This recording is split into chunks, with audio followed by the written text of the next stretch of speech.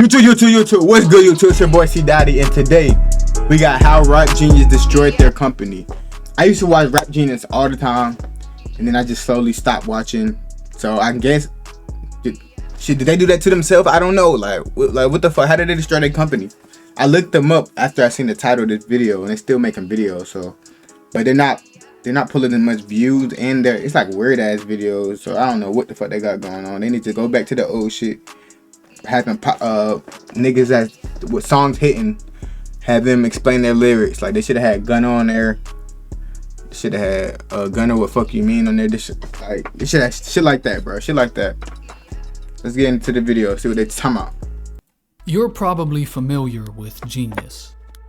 Maybe you were a member of the forums. You may have even contributed to the site. Okay, or maybe hold on. you just see their app is nice though. I'm not gonna lie. Their app is good as fuck. Not gonna lie. Their app is good as fuck. Their videos pop up every now and then. See, look, this is when they was lit. They had Bad Baby, Doja Cat, Bum Ass, Young Boy. Somebody was right here. Somebody was right here in this middle. Hold you on. may have even contributed to the site. Or maybe you just see their videos. 21, Juice WRLD, Rod Wave, Playboy Cardi. Dang, they had Playboy Cardi? What the fuck? Up every now and then. At one time, Genius was valued at $280 million. Today, it's been bought for less than a third of that by a holding company that buys dead startups and milks them for ad revenue. How a site with a thriving online community, investments from some of the biggest names in music, and a business model that had their customers provide their service turn into a failing media company is a long road of twists, turns, controversies, a mass shooting, and Mark Zuckerberg. What? But before any of the memes and before any of the lawsuits, the fuck you gotta do with Genius? Mabu was looking for a place to stay.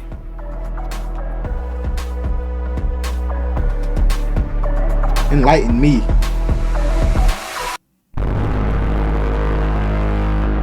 It's August 2009. Mabu had just gotten fired from his law firm after writing a blog post making fun of Allstate Insurance titled Ball State Insurance. Now sleeping on the floor of his friend Alon's apartment, Mabu was explaining lines from the classic Cameron album Purple Haze to Tom, Alon's roommate. Tom wasn't a very big fan of rap, but he was working help desk at an investment firm in the city and did some programming on the side. So as the conversation goes on, it eventually morphs into the idea of turning Mabu's knowledge into a website where people like Tom could come on and understand the meaning behind the songs that they listen to. Tom developed the site Rap Exegesis in just 6 hours. The earliest version of the site was barely usable, but the idea of something great was there. Realizing that nobody was going to use a website called Rap Exegesis, they quickly switched over to using the name Rap Genius. And after a couple months of low-level traffic, the two, along with Alon, began starting to take the site seriously. Mabu himself did many of the earliest annotations, some of which you can still find on the site. Seriously. Mabu himself did traffic. The two, along with Alon, began... Bro, put that bootleg ass jersey down. The niggas that wear this jersey, bro. Like niggas not supposed to wear these jerseys are not supposed to be in stores. Like these jerseys not supposed to be bought. Like leave these jerseys on the rack. Get you some real shit. These shits look so ass.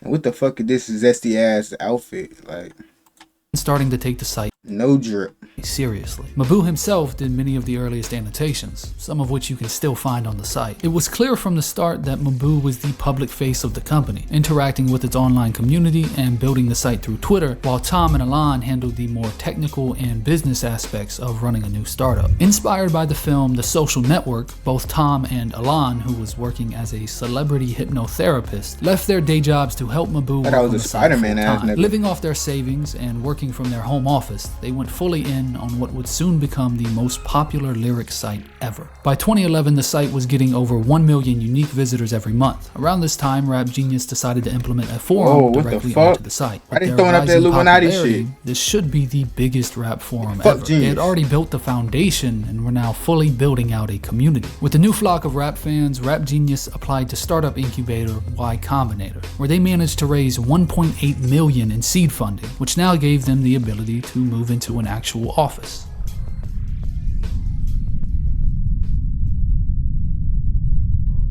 $1992. What the fuck? How far are we back? Eric Benna and Mark Andres. I don't want to learn these niggas' life. I just want to learn how they fucked up the company. www at the National Center for Supercomputing Applications. The browser was very limited, but this demonstration inspired Eric and Mark to develop a web browser themselves, one that could be used by the general public. On January 23rd, 1993, they released an alpha version of Mosaic.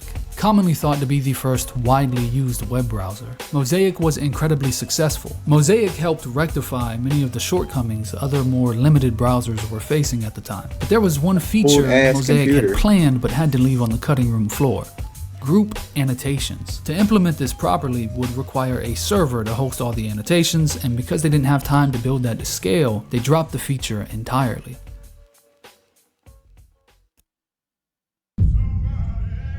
So they tried it in After hearing about Rap Genius, venture capital firm Andreessen Horowitz invests $15 million into the startup, with Horowitz adding that it's one of the most important things they've ever funded. 2012 would be a big year for Rap Genius. They had grown to over 10 million monthly users, 17 full-time employees, and implemented a verified artist feature to give verified annotations behind the meaning of lyrics. In December, the three founders were featured on Forbes' 30 Under 30. But it's 2013 that would prove to be the peak for Rap Genius.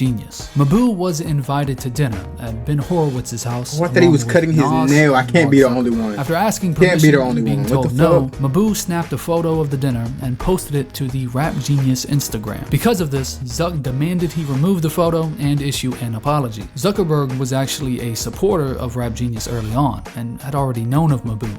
They even exchanged texts. Later, during an interview about the incident, Maboo would tell Zuck to, quote, "Zuck his dick," something he would also tweet later in the year at Warren Buffett, while starting a Warren Buffett diss track competition on Rap Genius. This tweet caused Jay-Z to pull out of a meeting they had scheduled. Maboo chalked these outbursts up to the fact that he was suffering. Jay-Z to pull out of a meeting they had scheduled.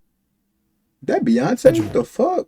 Maboo chalked these outbursts up to the fact that he was suffering from a brain tumor. But that's not the actual reason. The team at Rap Genius took on the idea that any publicity is good publicity, and they would push this idea as far as they could. In May, Maboo, along with Tom and Alon, were scheduled for what many saw as the first public introduction to Rap Genius, a 30-minute panel at the annual tech conference, TechCrunch Disrupt. Their panel would solidify what many already thought of the trio. Labeled foul-mouthed tech bro douchebags, they played into the personas thought up to try and attract attention.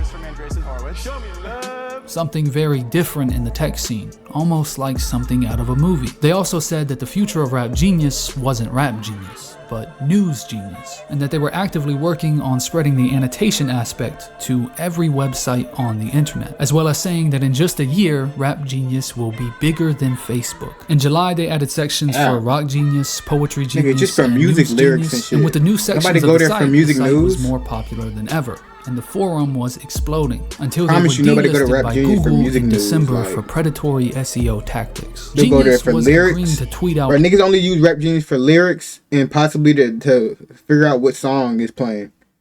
Nobody going there for no damn news, bro. Promise you.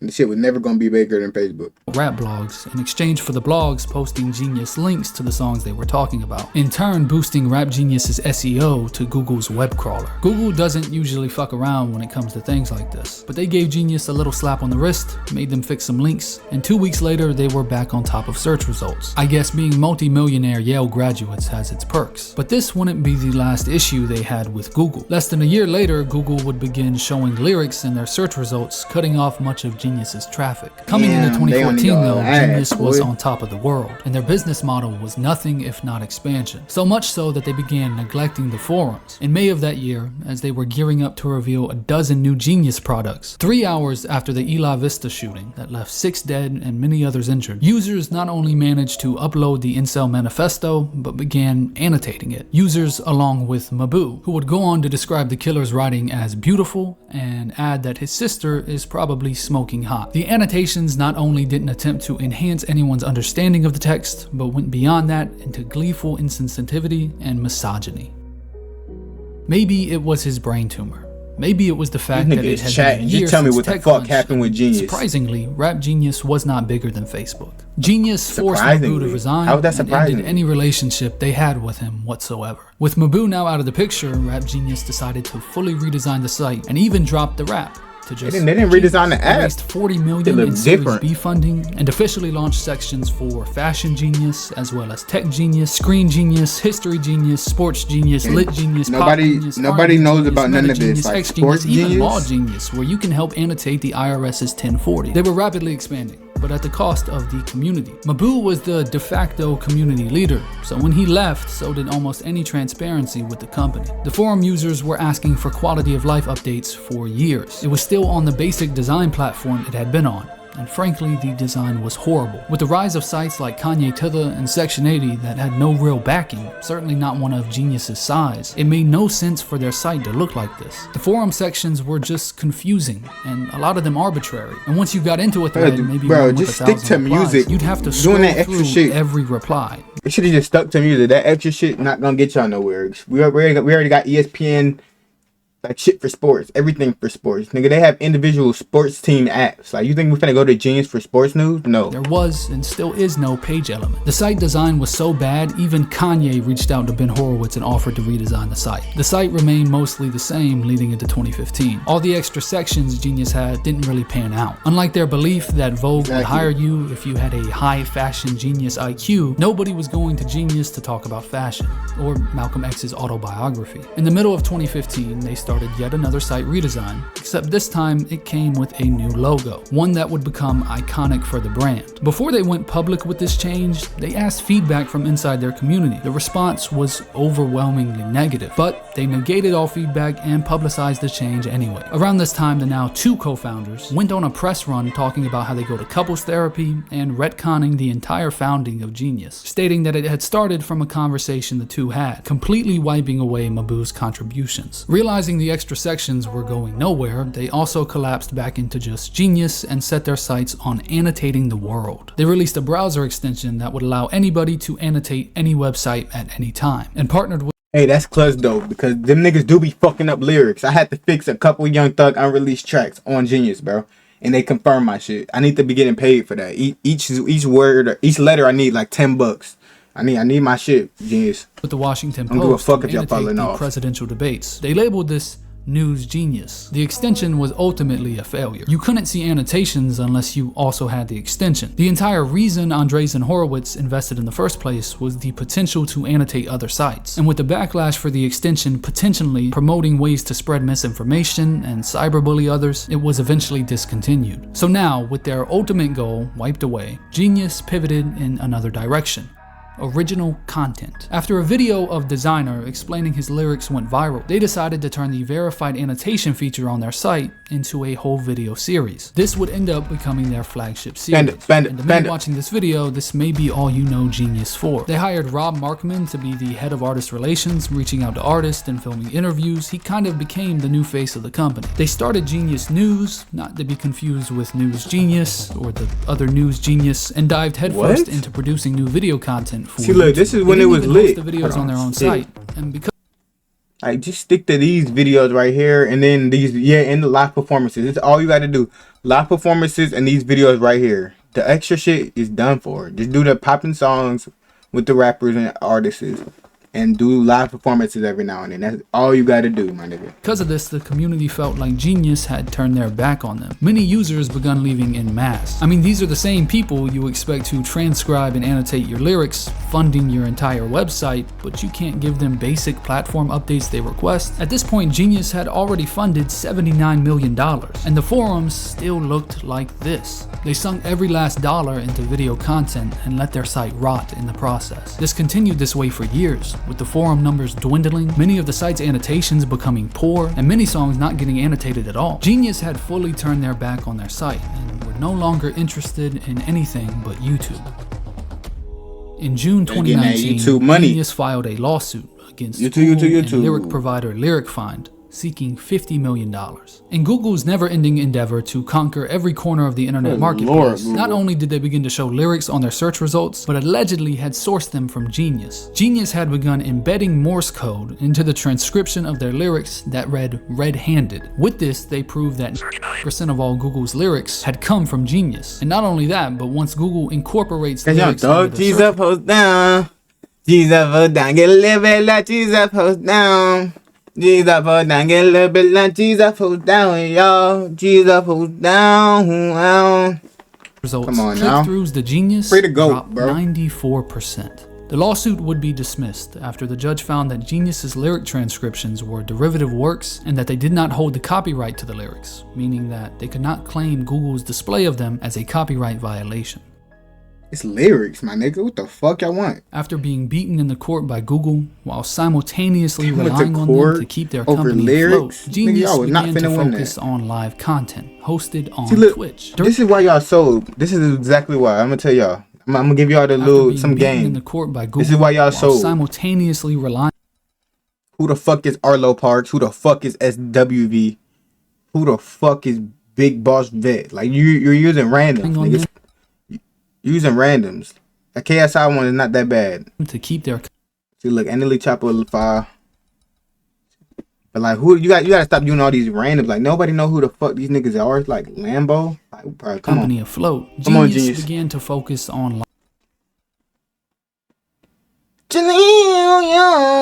live content hosted on Twitch. During the height of the pandemic, Genius started Genius Live, where viewers could send money to ask their favorite artists questions during a live Q&A and performance. The funding for this project spurred a round of layoffs within the company. One of the employees told Fine Print New York, "We were all like, this is a bad idea. No major artist is going to sign up for this, and people aren't going to want to sit at home and pay $100 to ask Wiz Khalifa, what's your favorite cereal?" And hold on, what? We were all like, spurred a round of questions during a started Genius Live, where viewers could send money to ask their favorite artists questions during a live Q&A and performance. The funding for this project spurred a round of layoffs within the company. One of the employees told Fine Print New York, "We were all like, this is a bad idea. No major artist is going to sign up for this, and people aren't going to want to sit at home and pay $100 to ask Wiz Khalifa, what's your favorite cereal?" And he was right. Genius Live was a failure, much like Genius News, News Genius, and all of their other endeavors. In mid-2020, the Great Maboo would return, with an article posted to Hacker News calling for the resignation of Tom Lehman and Alon Zachary, calling them two white guys who have no black friends, are mildly racist, and have zero passion for hip-hop. Maboo was looked at as a disgruntled employee, so his accusations didn't make any headlines. But in the same week, Alon's wife, Andre Gelman, had resigned from a company she co-founded after accusations of profiling and mistreatment to black and brown employees. A month after Maboo's article came out, Alon himself resigned as president of Genius to go back to celebrity hypnotherapy, and they replaced him with Mickey Tolliver King, the first black exec for Genius. Genius had already become a sinking ship, and in September 2021, with less than 500,000 of the 79 million they had once funded, Tom Lehman hosted an all-staff Zoom meeting where he announced that Genius had just been sold in a fire sale to holding company Media Lab for $80 million, and that since the total purchase price that will be distributable to the shareholders is significantly lower than the liquidation preference of preferred shareholders, holders of common stock and options will not receive any consideration. With Media Lab adding that some very talented individuals on the content and production teams were going to be let go. They fired an undisclosed amount of employees, made employee stock options worthless, but somehow the execs of the company walked away with huge paydays. Tom Lehman, $13 million. Alon Zachary, $8 million. Four other unnamed execs, multi-million-dollar parachutes. Rob Marksman, only $600,000. Mickey King doesn't work there anymore. Maboo is currently suing the company, and the community is dead. Verified is the only thing that's keeping Genius alive. If not for Verified, the company would have been bankrupt a long time ago, and Media Lab would have never picked them up. Every time you see that yellow background, it should remind you of just how bad Genius dropped the ball by trying to expand too fast, neglecting their core user base, neglecting the core foundation of providing lyrics, and turning their back on their community. A community that doesn't even exist anymore. Damn. Let me go check on Genius again. I didn't really look. What the fuck? I didn't really look for real. Shit.